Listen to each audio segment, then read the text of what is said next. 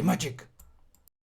Hello and welcome to Judge Connor. It's me, Alex Lee, and this is the first episode of the series. As some of you know, I released a video a week ago requesting help to the community regarding rules and interactions of Magic the Gathering, so thank you very much to the ones that gave me material to work with. Please keep in mind that this will be for you and I hope you like it.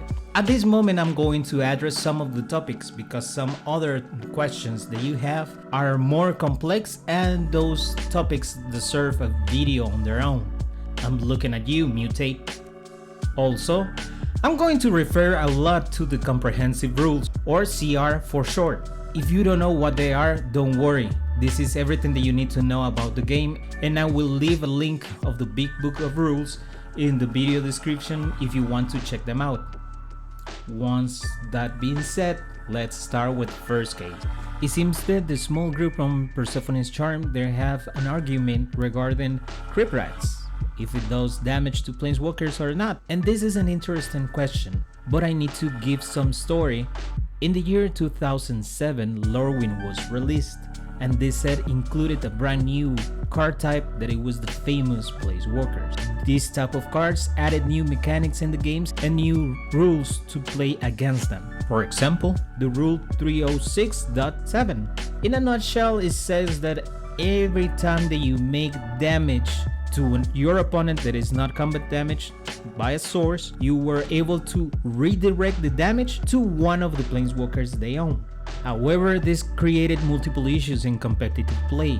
For example, if one player wanted to bolt a Liliana of the Veil, but the owner had a lane line of Sanctity, you were unable to do it because you needed to redirect the damage from the player to the planeswalker and you were unable to do the target. That's why cards like Crypt Rats and Perforus, God of the Forge, were really good alternatives. However, all that changed with the release of Dominaria in April of 2018, when the rule 306.7 was removed, and with this change you were able to treat planeswalkers as another permanent.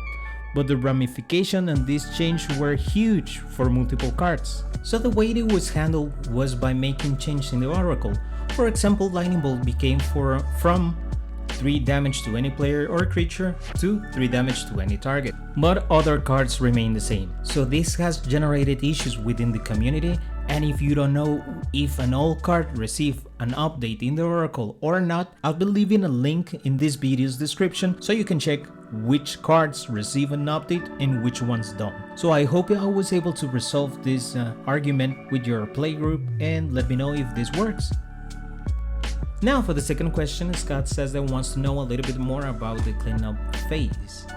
So for this one, as you know, I'm going to explain in a nutshell the rules 512 up to 514 of the CR.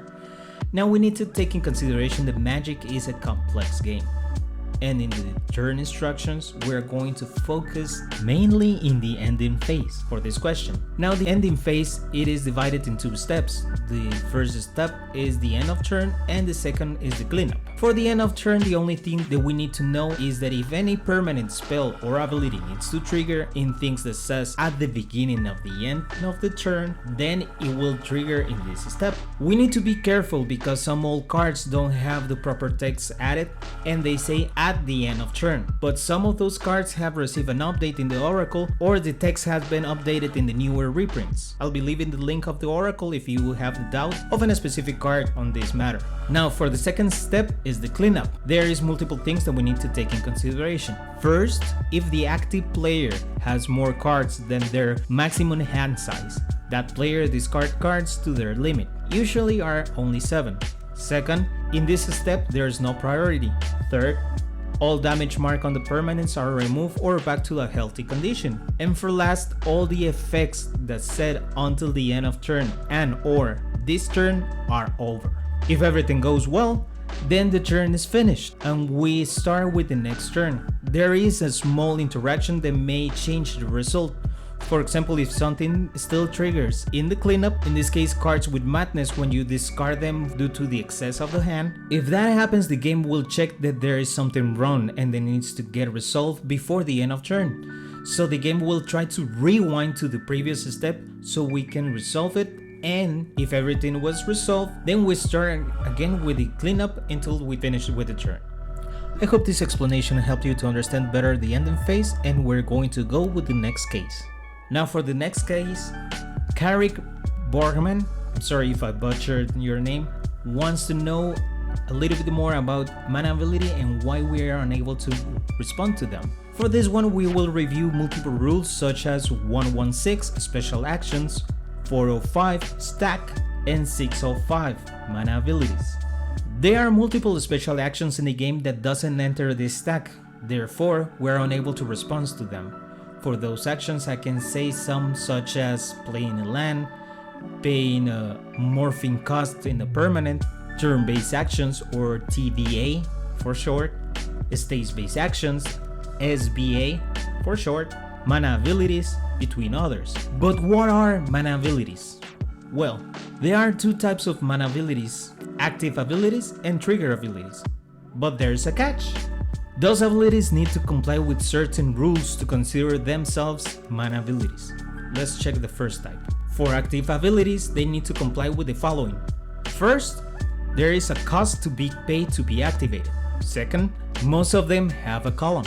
Third, the effect is generating mana. And finally, can't be from planeswalkers. Meaning that the perfect example for these are lands or any type of mana dorks, in this case Selvala, as it complies with all the requirements and has a small bonus added to the ability. Comparing to Shenagos' first ability, it is not a mana ability, therefore it uses the stack and we can counter it or respond to it. Now for trigger abilities, they need to be checking the following. First, they need to include one of the following keywords, such as when, whenever, at, to be considered trigger abilities. Second, usually comes within an if clause. Third, it triggers because something generated mana. Four, doesn't make any targets. And for last, it generates mana. One perfect example on this is Mana Reflection, that doubles the mana produced off of one permanent. But we need to be careful because cards such as Black Market is not a mana ability, so our opponents can respond to it. I hope with these examples I was able to help you to understand better mana abilities. Howdy everyone, again Alex Lee, and thank you very much for watching the video. If I helped you to understand a little bit more about the game, then please give us a thumbs up. Also subscribe if you haven't done it. And share.